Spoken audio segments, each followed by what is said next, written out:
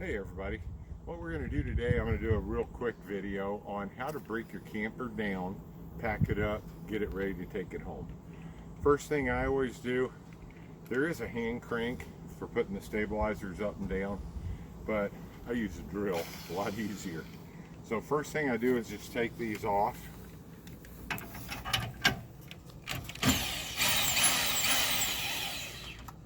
Make sure you tighten them all the way up.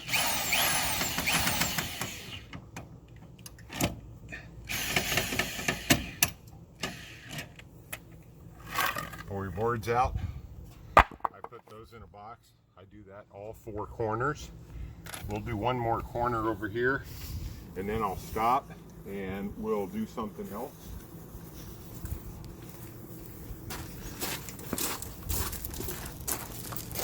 And a lot of people think these are camper jacks. They're not camper jacks, they're camper stabilizers. You know, you don't really want to be lifting your whole camper. You just want it stable. And that's all these are really for. Oh, my cord's loose again.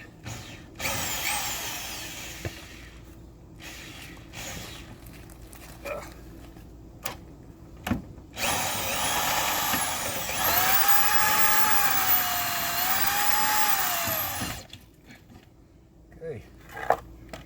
And I'll do the other two on the other side and we'll get back with you in a minute.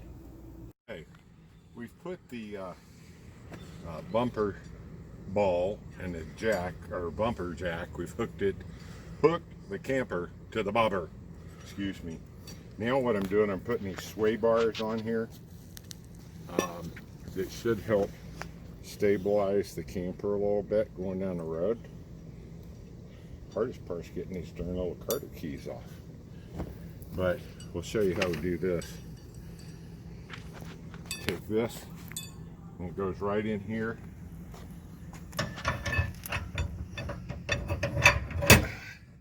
And you've got this pin. I put the pin on the inside. Coming out. Take my little Carter pin, put it in, hold that. What we've done, we've locked the tongue back down, put a lock in it. We've taken and put both the chains on, crisscross the chains, and I've taken and plugged my power in here. This is my safety cord for my braking system. And we've turned the lift all the way up. So it's pretty much ready to go.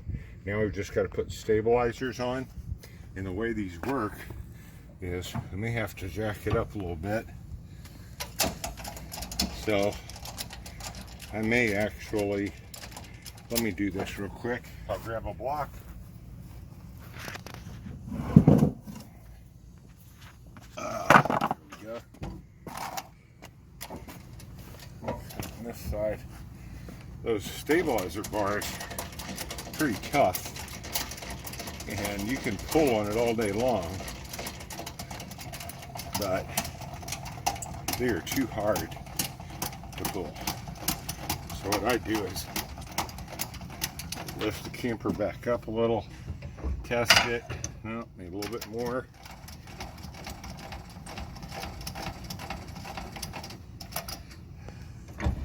My stabilizer bar goes on. So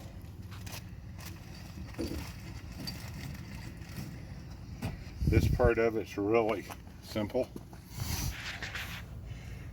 You take this, put it in, there's a little hole there, flop it, and it's locked. So that cannot come out.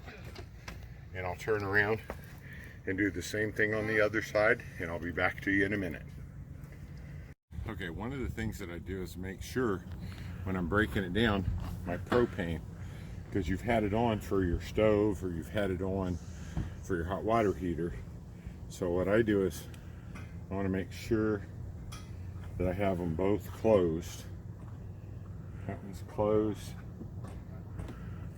and that one's closed. And when I get back, I'll check them to see how full they are, and if they're not completely full or pretty much full, I'll refill them. Next thing that I do is I unhook my fresh water supply, And here's a tank. If you're going to fill it up, if you're somewhere where you don't have fresh water, you'll fill your tank to operate off of. But since we're at Mark Twain Lake and they have fresh water supply, we've just got a clean water supply attached. So this just unscrews like any other water hose. But the one thing I always do is I make sure that I use this one white hose for my fresh water. And I think I have my cap in here.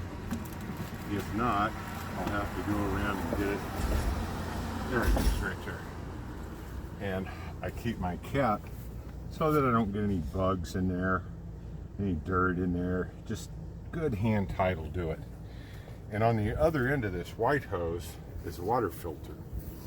And I would recommend it. You know, some of the campgrounds have really good water. Some of them maybe not so good water. But I think it's a lot better to actually run a good filter on it. And this is kind of how I do it. I unhooked the filter down here from the water supply so that all the water will drain out as I go.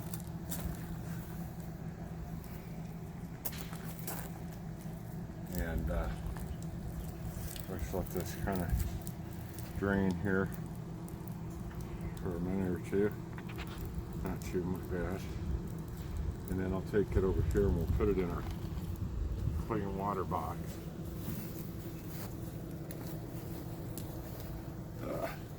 And I would suggest getting a couple of these boxes. I mean, they're cheap, but you don't want to be mixing up your dirty septic water supply and your clean drinking water supply. I know at least I don't. So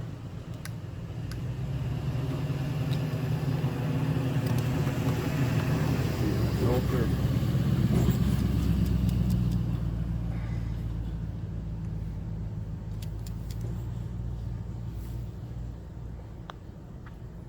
And when I get back to my house, I'm gonna go through the camper, of course.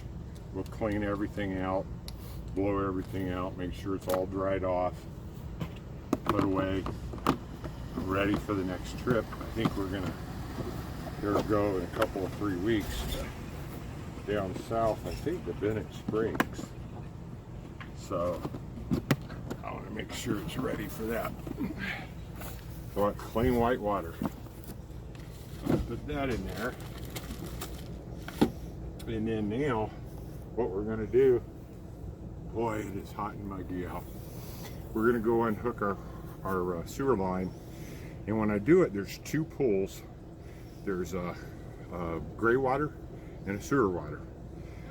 And what I did this morning, I filled up the sewer water. I ran the toilet a lot, put quite a bit of water in it, and I put some clean tabs in there. And let it set for a couple hours while we went to the lake. And I filled up the gray water as well. So what I'm going to do is I'm going to dump the sewage first, then the gray water, which is your dish or your dish sink, your hand sink. And by doing that, it'll rinse my hose out.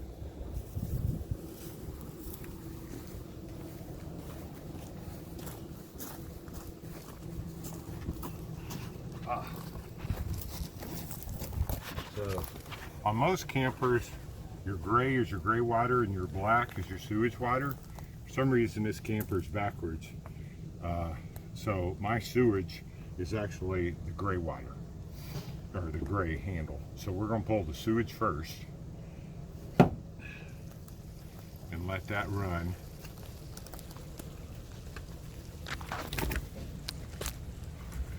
I think I'm going to go get me some, there's actually these plastic lifts that are for the sewer line, and I think I'm going to order some of those. A lot of times I just use wood. I got a lot of logs. I bring wood with me, but we're going to let that run for a couple of minutes, and then we'll be back to you when we start to do the gray water in just a minute. Okay, what we've done, we've let the sewage line drain and kind of lifted it a little bit and made sure everything was down there and drained out. Now I'm going to do the gray water, and the gray water is a bigger tank, got more water in it. So it will actually kind of flush the system, and that's what we're wanting to do. So now we'll close the black one and we'll open the gray one. And this one has a lot more water in it.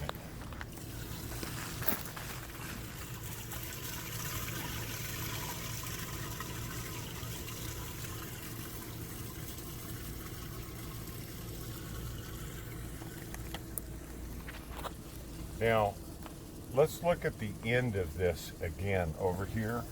There's a connector, and most people get the hoses, but they don't get a connector, that elbow. And I've seen people try to take this hose and turn it up and stick it onto that pipe, and they always end up with a mess. Get a connector.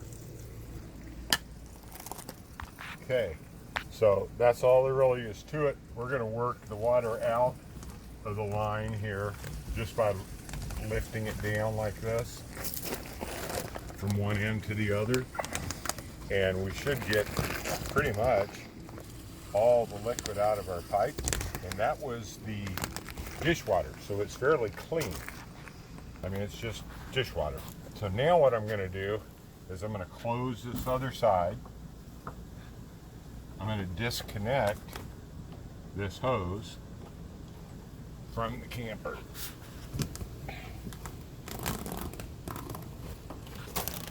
Lay it there a second. I'm going to put my cap back on.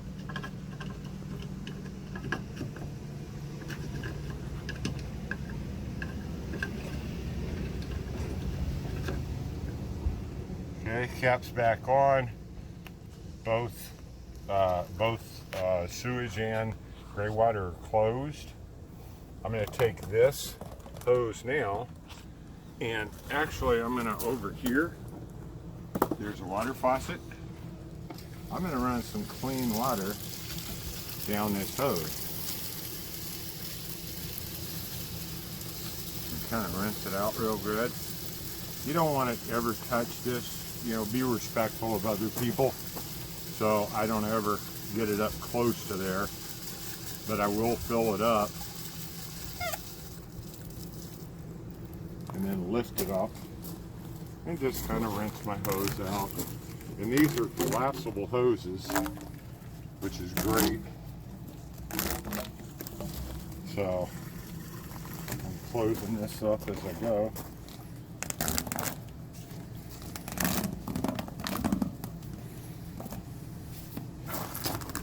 And then we can disconnect this. Take this right here, disconnect it. If I can get that off. And I'll take my hose. And the cool thing about campers is these hoses store right in the bumper.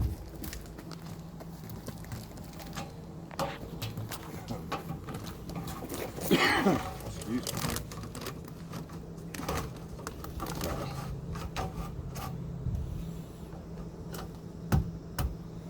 There is our sewer deal. Now I'm going to take this,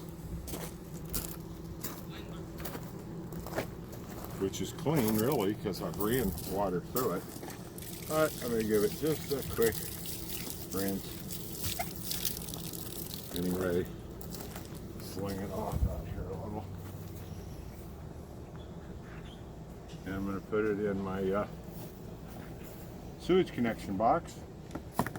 And I've got a couple other covers and things like that I keep in here.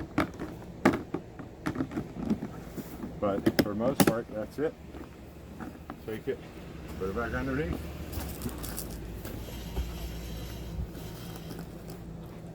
And I got plenty of wood. So what we'll do before we leave, we'll stack this wood up over there at the fire pit for some other folks to use. One of the last things you do is we need to unhook our electric. And some people have them, some don't. I invested in a surge protector. You know, I got this right after I got the camper, because you've got a lot of electronics in that camper, and some of these places I don't know. So my son, which is an electrician, suggested that I get a surge guard, and I got a pretty good one at Camping World. You can get them online, but I definitely would suggest having one.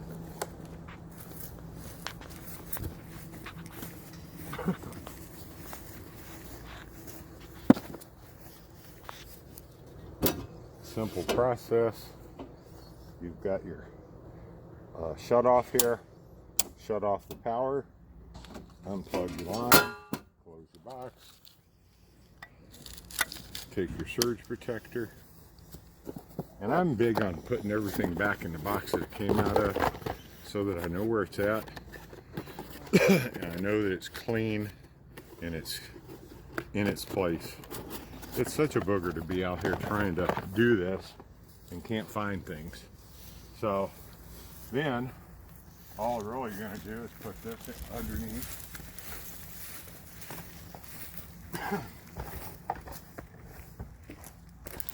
We've got a extension cord here. There again, don't be trying to use your home extension cord to plug in your camper. So go to Camping World, go online, figure out what you need for the size camper you have. But this is about a 25-foot excuse me, extension cord that is made for campers. Bigger, heavier gauge wire. With all the heat out here today, man, this thing's hot. So I plug these back in and put them right back in here where I typically would use them. Excuse me. Then the wire for the camper, which is pretty long, actually will just feed right back in to a box that you have in your camper under your storage.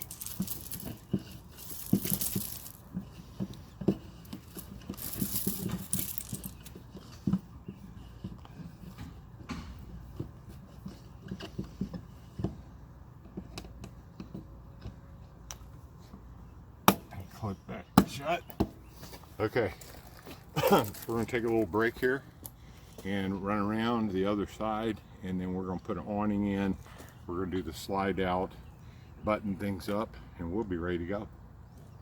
Okay, so what we've done outside, we've turned the gas off, we've disconnected the water, we've emptied the sewage, we emptied the water, we cleaned the hoses, we put everything away, put our filters away. We've taken our levelers, reclined them, took the wood blocks, put them away. We've turned the gas off up front. The camper's hooked to the truck, the brakes and all of that. We'll go in just a second, we'll check our turn signals and brake lights. But I have two things that I've got to do, and people have been known to drive off with their awnings still down. So what I'm going to do is right now, and I'm very fortunate that I have a electric awning that we put on here this last year. But when I get home, I'm going to open this awning up, because you've seen one of my videos where I had some mold on my awning, because I'm out here in the woods, I get leaves, dirt, bugs, stuff on top of this. And if I don't take it when I get home, open it up and wash it, hose it down real good, let it dry, I'll end up with mold. So, real simple. On each side of this also, you have safety clips where either they're loosened or tightened. These are loosened. I never did tighten them.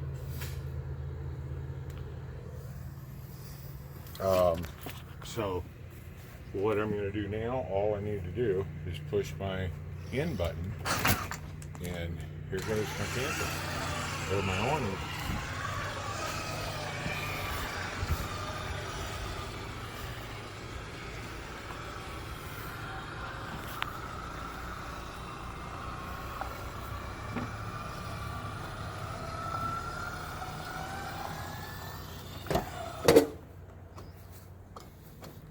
Pretty simple.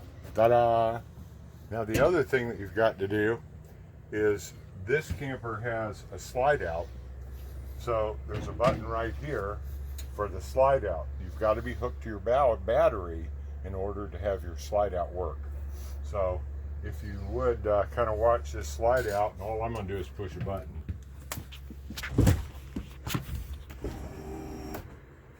Let me move this rug.